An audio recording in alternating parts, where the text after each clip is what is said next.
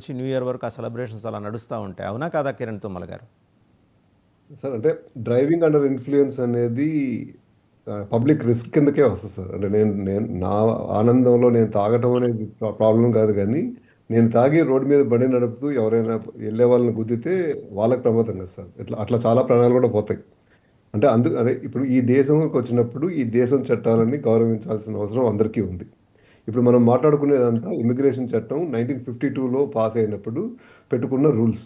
ఆ రూల్స్‌లో మన మన దేశంలో ఉన్న వాళ్ళకంటే కూడా బయట దేశం వాళ్ళకి కొంత లీనియన్స్ తగ్గించిన మాట నిజం. అంటే కొంచెం ఎక్కువ క్రమశిక్షణగా ఉండాలి అని కోరుకుంటున్న మాట నిజం. అంటే ఇప్పుడు మనమైనా పక్కింటికెళ్ళినప్పుడు బయట చెప్పులే వదిలేస్తాము. వాళ్ళు చెప్పులేసుకొని ఇంట్లో తిరుగుతున్నారు కదా అని మనం చెప్పులేసుకొని లోపలికెళ్ళం. అంటే అది మన సంస్కారం. ఈ మధ్య వస్తున్న ఇండియా నుంచి వస్తున్న మన పిల్లలు ఎక్కువ మటుకు అంటే ఇది మన పిల్లల్ని టార్గెట్ చేశారని కూడా నేను చెప్పను. అన్ని దేశాల వాళ్ళని టార్గెట్ చేశారు. ఒక దేశం అని కాదు. ఈ దేశాలతో సంబంధం లేదు. మన పిల్లలు ఇక్కడికి వచ్చినప్పుడు కొంత బాధ్యతగా ఇంతకుముందు వచ్చిన వాళ్ళు ఎలా అయితే ఒక రోడ్ మ్యాప్ తయారు చేసి ఇండియన్ పిల్లలు అంటే కొంచెం కష్టపడి చదువుకుంటారు, మెరిటోరియస్‌గా ఉంటారు.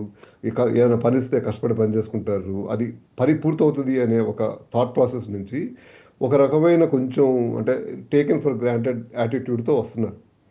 మీరన్నట్టుగా ఇవి చిన్న చిన్న పెట్టి కేసులు కొన్ని ఉన్నాయి. కొన్ని పెద్ద పెద్ద కేసులు కూడా ఉన్నాయి సార్. ఇక్కడ చిన్న కేసు నుంచి పెద్ద కేసు అవ్వటానికి ఎక్కువ టైం పట్టదు. ఇప్పుడు నేను అంటే మీకు లైవ్ ఎగ్జాంపుల్ చెప్తానండి. 2003 ప్రాంతంలో మా ఫ్రెండ్ ఒక అబ్బాయితో పాటు నేను ఉండేవాడిని. రూమ్‌లో ఉండేవాడిని. మేమందరం రూమ్ షేర్ చేసుకొని ఉండేవాళ్ళం. ఆ అబ్బాయి ఇండియాకెళ్ళి వెనక్కొస్తా ఎయిర్‌పోర్ట్‌లో ఆ అబ్బాయిని అరెస్ట్ చేశారు. ఆ అబ్బాయి ఇష్యూ ఏంటంటే అండి, అంతకుముందు ఒక 6 నెలల ముందులో, సంవత్సరం ముందులో ఎవరో ఒక తెలిసిన ఆమెని దింపడానికి ఎయిర్‌పోర్ట్‌కెళ్ళి ఆమె సరుకులు దింపి, ఆమె సామాన్లు దింపి ఆ ఎయిర్‌పోర్ట్ ముందే పార్క్ చేసి లోపలికెళ్ళాడు. లోపలికెళ్ళినప్పుడు వాళ్ళు ఒక ట్రాఫిక్ టికెట్ ఆయన కారు మీద పెట్టారు. సార్ ఇది మీది ట్రాఫిక్ వయలేషన్ ఉంది అని.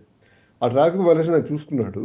కాకపోతే ఆ వీకెండే అక్కడి నుంచి ఆ ఇంటి నుంచి ఇంకొక ఇంట్లో మూవ్ అయిపోయాడు. అడ్రస్ మార్చుకోలేకపోయాడు. అడ్రస్ మార్చుకోకపోయేటప్పటికి నోటీసులన్నీ ఆ పాత అడ్రస్‌కెళ్ళినాయి. ఆ పాత అడ్రస్‌కెళ్ళిన నోటీసులు ఈయనకు తెలీదు. ఈయన అది టికెట్ మర్చిపోయాడు. ఇండియాకెళ్ళి వచ్చేటప్పుడు ఆ టికెట్‌కి మీకు నోటీసులు పంపించాము. మీరు ఆ నోటీసుల మీద డీల్ చేయలేదు కాబట్టి మీ మీద అరెస్ట్ వారెంట్ ఉంది అని చెప్పి అరెస్ట్ చేసి తీసుకెళ్ళిపోయారు. ఆ తర్వాత అరెస్ట్ చేసినప్పుడు మామూలుగా మన ప్రాసెస్ ఏంటంటే డ్యూ ప్రాసెస్ ఏంటంటే మనం ఏదన్నా వ్యక్తిగత పూచీ కింద ఒక బాండ్ రాసి ఆ బాండ్ ఇస్తే ఒక 1500కో 2000కో బాండ్ ఇస్తే ఆ బాండ్ తీసుకుని మనం రిలీజ్ చేస్తారు. ఆ 2 రోజుల తర్వాత 3 రోజుల తర్వాత మనం వాళ్ళు చెప్పినట్టుగా మన కోర్టుకు వెళ్ళి హీరింగ్ చేసుకుంటే హీరింగ్లో ఆ బాండ్ తీసేసి నువ్వు తప్పు చేసావా, నువ్వు ఫైన్ కడతావా అని అడిగి ఫైన్ కట్టించేసుకుంటారు. మనం జైలుకి వెళ్ళంగానే ఆటోమేటిక్గా మీ ఫింగర్ ప్రింట్స్ తీసేసుకుంటారు. ఈ అబ్బాయి కేసు పెద్ద ఇది ఇది పెద్ద పెద్ద పెద్ద కేసు కాదు. కాకపోతే నెగ్లిజెన్స్ అనే దాంతో ఈయన ఎక్కువ ఇరుక్కున్నాడు. ఇరుక్కుని అదే కేసు ఇప్పుడు కనుక అది బయటకు వచ్చుంటే ఇవాళ రోజున ట్రంప్‌కున్న రూల్ ప్రకారంగా మీరు ఫింగర్ ప్రింట్స్ మీరు జైలుకెళ్ళి జైల్లో ఉన్న